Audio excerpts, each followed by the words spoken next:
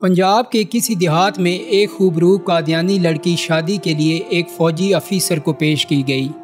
فوجی آفیسر نے شادی کی حامی بھرنے سے پہلے ایک شرط رکھی کہ وہ کبھی بھی قادیانیت قبول نہیں کرے گا۔ قادیانیوں نے اس کی شرط مان لی اور لڑکی فوجی آفیسر کے ساتھ روانہ کر دی۔ شادی کے بعد رشتے ناطے میں آنا جانا لگا رہا اور نرمی سے فوجی افسر کو مائل بھی کیا جاتا رہا۔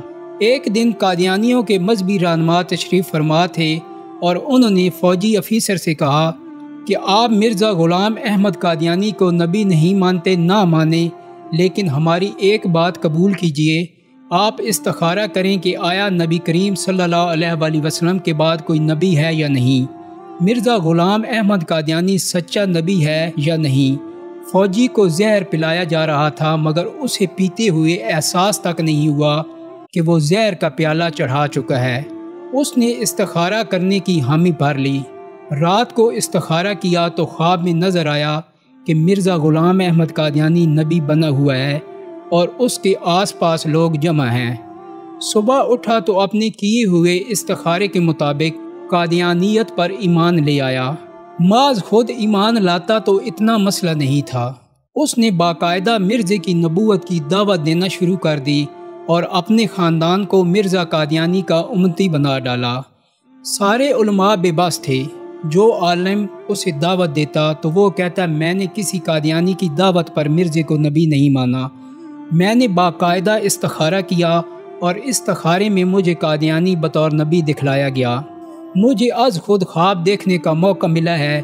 جب کوئی بھی عالم اسے دلیل سے مطمئن نہیں کر سکا تو وہ تنگ آ کر علماء سے ملنا ہی چھوڑ گیا۔ بلا آخر چناب نگر کے جلسہ میں مولانا یوسف لدھیانوی شہید تشریف لائے۔ ان کا شورا تھا اور یہ فوجی افیسر اس ظن سے ملنے کو تیار ہو گیا کہ ان کے بڑے مولوی کو بھی دیکھ لیتے ہیں۔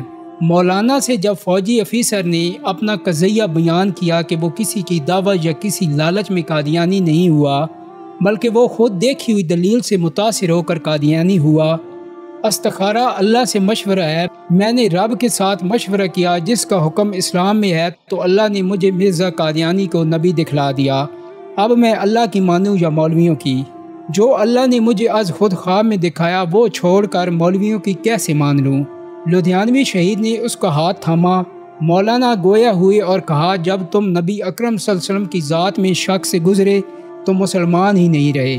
اگر تمہیں یقین کامل ہوتا کہ نبی کریم صلی اللہ علیہ وآلہ وسلم کی ذات ہی آخری نبی ہیں اور کوئی نبی آ ہی نہیں سکتا تو استخارے کے لیے ہرگز تیار نہ ہوتے۔ جب تم نے استخارے کی ٹھان لی تو گویا تمہیں شک ہوا کہ سید الابرار صلی اللہ علیہ وآلہ وسلم آخری نبی ہے بھی یا نہیں۔ جب نبی اکرم صلی اللہ علیہ وآلہ وسلم کی ذات کے حوالے سے تم شک سے گزرے تو کافر ہو گئے۔ نبی کی ذات میں شک کرنا بھی کھلا کفر ہے۔ جو ہی تم شک میں مبتلا ہوئے تو کافر ہو گئے اور حالت کفر میں تمہیں قادیانی ہی نبی نظر آنا تھا۔ فوجی افیسر دلیل سن کر جھوم اٹھا اور کھڑا ہو کر مولانا شہید سے لپٹ گیا۔ اسی وقت توبہ کی اور پھر سے مسلمان ہوا۔ تو ذرا سوچئے ابتدا کہاں سے ہوئی، کیسے اسے نبی کریم صلی اللہ علیہ وسلم کی ذات کے حوالے سے شک میں ڈالا گیا اور انجام کیا ہوا۔ اللہ تعالی ہم سب کو اپنی حفظ و امان میں رکھے۔ دعاؤں میں یاد رکھیے گا۔ اللہ حافظ۔